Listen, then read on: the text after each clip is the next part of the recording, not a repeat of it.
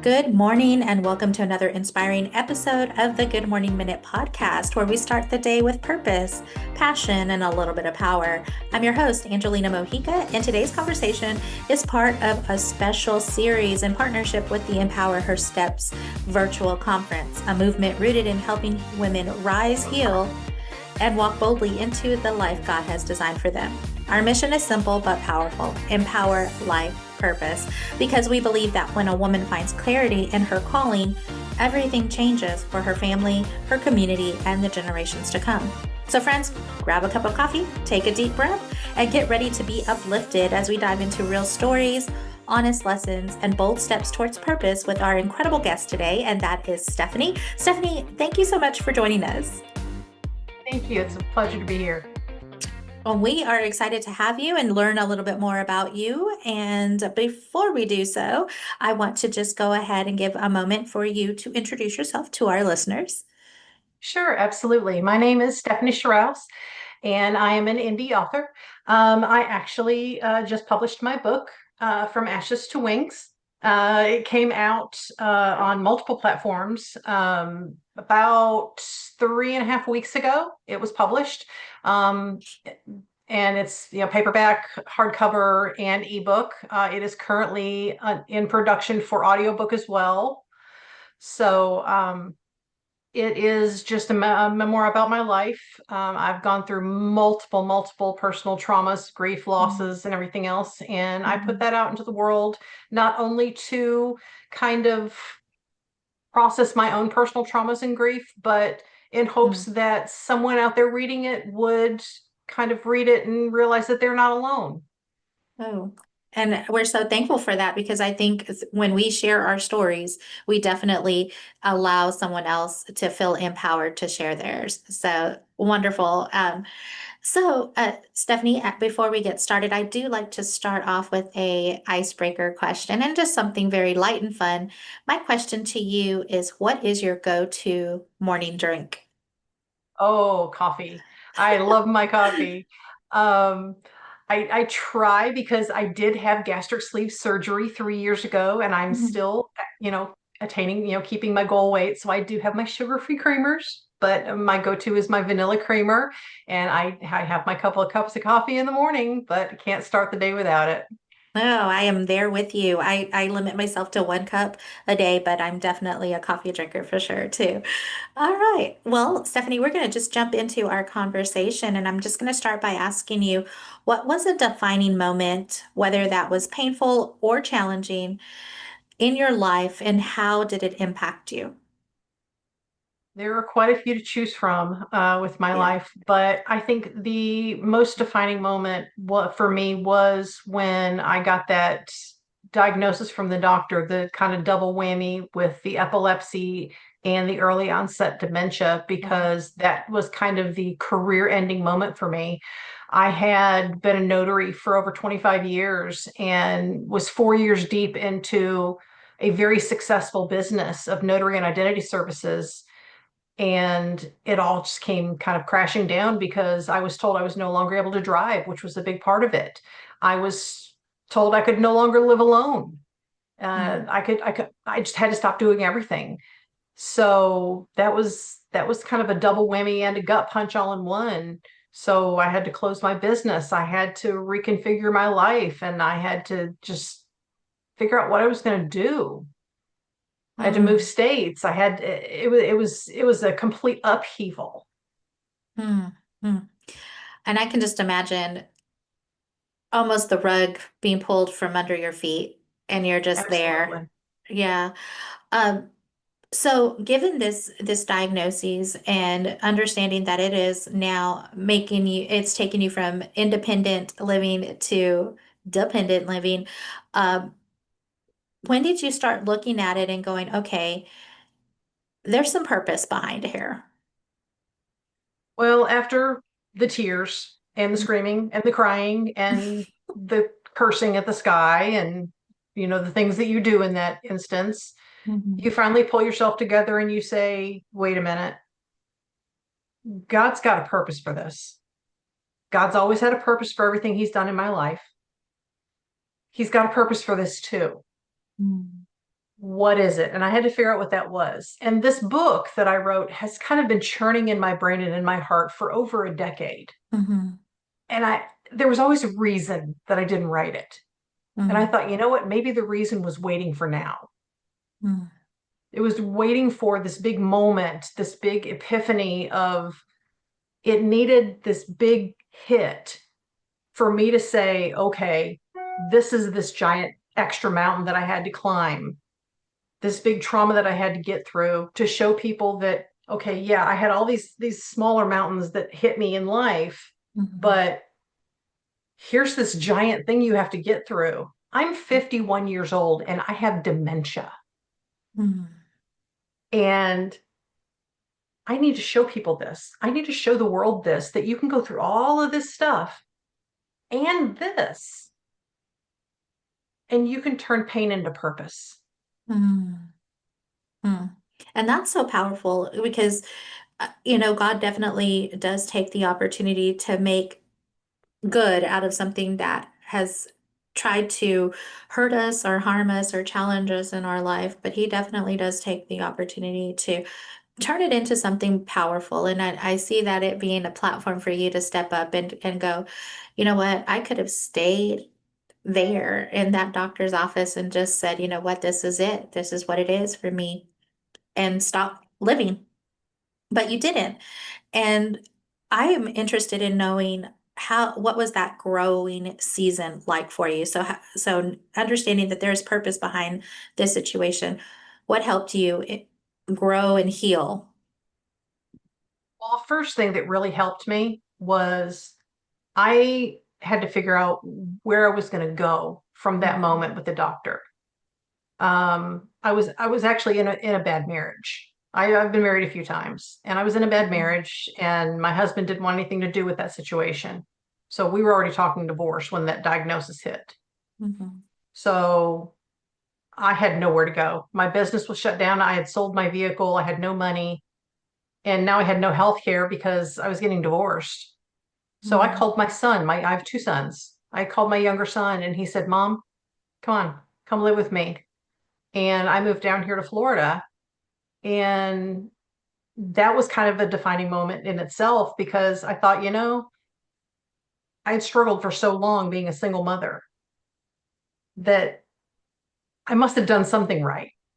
That my children cared enough that it was like, okay, now they're turning those tables and they're like, okay, I'm gonna take care of mom now.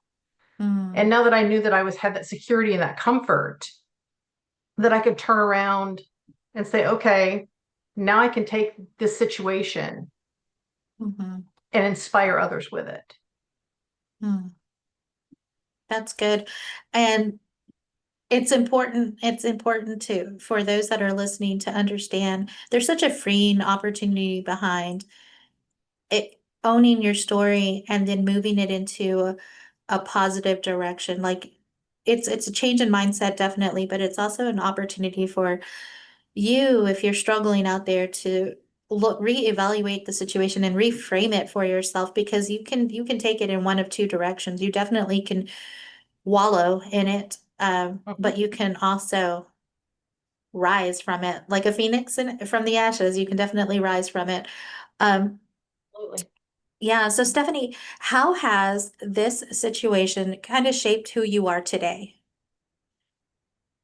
Well, first of all, it's made me a heck of a lot stronger than I thought I already was. Mm-hmm. Like I said, I've been through a lot, and it's all in my book. Um, to give you a very brief synopsis, um, I lost my mother and the father of my children 2 years apart. My mother died of a massive heart attack when she was 53. 2 years later, my husband committed suicide and left me to raise our children by myself. They were 4 and 9. And then it wasn't maybe 10 years later, I tried to take my own life. And, things just one thing on top of another after another after another. And they were, moving and jobs. And there were just so many things all intertwined in that life that and I'm losing my train of thought here. But, you know, you, Yeah, so losing all these important people in your life and just looking at it and going one thing after another thing after another thing. Man, I mean, and it can be overbearing. It can be so much that a person would want to quit. Like, and then you shared that you were at that point. Yeah. You think that with the battles that you face, that there's a point where you're just going to break and you're going to stop. Mm. Mm-hmm. But everything makes you stronger Mm-hmm. and stronger and stronger and stronger. Mm-hmm. I like that you're And I like that you're emphasizing those things. Yeah, yeah, because you just keep moving. mm-hmm. And like I said in another podcast, when you think about it, you have a 100% track record of getting through your worst days. Mm-hmm. Everything that you faced in your life, you've gotten through up until this point, Mm-hmm. no matter how bad it's been. Yeah. You'll get through the next one too. You just have to hold on. Mm-hmm. And that's what I do every day. Mm-hmm. So I say, you know what? No matter how bad today is, just hang in there. Yeah. That's an important message, especially for those of you that are struggling with suicidal ideations. Like that's a very important message because this, and I go to the Bible, and this too shall pass, but it really will. It's just a moment in time. It's and a moment compared to a permanent decision. So really, look at those things because that's what suicide is. It's a permanent solution to a temporary problem. Absolutely. Yeah. Oh, so Stephanie, let's say somebody is out there and they are in that place. They're in the place Mhm. that you once were. What kind of advice would you give that person? I think that this is a very important topic to touch on. Hmm. Um, Even when you feel like nobody cares, even when you feel like you have nobody to talk to, if you feel like you have no friends, no family, no nothing, somebody cares. I Mm. don't care if it's the neighbor that you don't think you ever talk to. I don't care if it's the cashier at the grocery store or at the convenience store. I don't care if it's somebody on the street or if it's just you pick up the phone, you dial 911. Mhm. Somebody cares. Stop somebody and tell them how you're feeling. They care. And I'm going to tear up talking about this because somebody does care about you. And I'm going to say this right now. If people will go to my bio, it's my link.me/Phoenix within. If you're feeling that way, send me an email. I will talk to you. Mhm. I personally will talk you through it. Mhm. You are not alone. If you don't feel like you can pick up and call the suicide hotline, if you don't feel like you can pick up and call 911, if you don't think you can pick up and talk to your neighbor, email me, I'll talk to you. Mhm. There are people out there that care about you, even if they are complete strangers to you. They will stop and help you. People are not as cold and cruel as you think they are. Mhm. I barely knew my next door neighbor when I did what I did. And I'm not going to go through details because that just, glorifies and fantasizes what it was. Mhm. But I ended up picking up the phone. I don't remember calling 911, but I did. Mhm. And my next door neighbor, when she saw the first police car roll up, she came busting through my front door before the police even came in the door. Mhm. And she pulled my dogs to the side. She came straight to my side. She asked me what I did. She talked to me. She took care of my house. She took care of my Mhm. dogs. And this is a woman I talk to like twice a month. Mhm. Yeah. People care about you. You're not alone. Yeah. Stephanie, thank you so much for being so vulnerable right now and just sharing that memory with us. And You are absolutely right. There are that you do matter. You do matter. If you are out there struggling today, just to kind of shift gears and kind of come closer to our conversation ending. But the question I have for you now, Stephanie, is given all the challenges that you have overcome and survived from, what does living on purpose look like for you now? Me right now is spreading the message about mental health awareness, Mm, spreading the message about, you know, it's okay to not be okay. It's okay to ask for help. It's okay to live in the moment, to just mhm, to share your story, to seek out others that are in your situation. I want others to know that there are real people out there going through what they're going through. That's my purpose right now. I firmly believe that that's what God has intended for my life. And that's my purpose. That's what I'm going to use the rest of my life for, because I know that my life has been significantly shortened by my diagnosis, and that's okay, mhm, because I'm going to use the time that I have and the faculties that I have left to go out there and do good in the world and to leave a lasting legacy. mhm, mhm.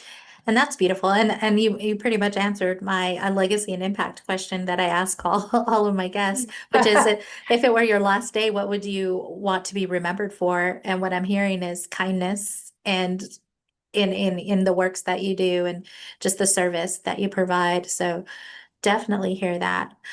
Oh, okay. So Stephanie, as we get ready to close our conversation, my last question to you is, if you could leave a bit of truth or maybe a word of encouragement to someone out there who's trying to figure out what their life purpose is, what would it be? Look inside yourself and look inside your heart and just ask yourself, what fills you up inside? Mm, What makes your heart happy? mhm, Whether it's service to others, whether it's writing or painting or whatever it may be. mhm, If it fills you up inside and makes you glow and sparkle, do it. mm, It just make yourself happy, because someone once told me, a very wise woman told me one time, that it was a very old, wise Southern woman. She says, honey, she says, I could never pour you a glass of sweet tea if my pitcher was empty. mm, So you got to fill yourself up first before you can pour into anyone else's cup. So mm. fill yourself up first. Find what makes yourself joyful and fill yourself up first. Such wise words, Stephanie. Um, so let's say we are interested in purchasing your book, or maybe I know that you did drop your email and stuff, but if somebody did want to make contact with you and connect, how can they do so? The absolute best way to do it is my link.me. It is link.me/Phoenix within. And that has all of my links to purchase the book. It has my email. It has my bio. There's merch you can purchase, cool sweatshirts and t-shirts and all kinds of good stuff. But it has all of my contact in one spot. Wonderful. Well, Stephanie, I just want to say thank you so much for sharing your heart, your story, and your light with us today. Conversations like this remind us that purpose is not about perfection. It's about showing up and growing through the things that you go through, understanding that every step matters. Here on the Good Morning Minute and through the Empower Her Steps movement, we believe every woman has a calling worth discovering and a voice worth using. So wherever you are today, friend, remember, your purpose is powerful, and you're not walking alone. Until next time, keep rising, keep trusting, keep walking boldly into the life God has designed for you. I'm Angelina Mojica, your life coach, sending you much love, much peace, many blessings.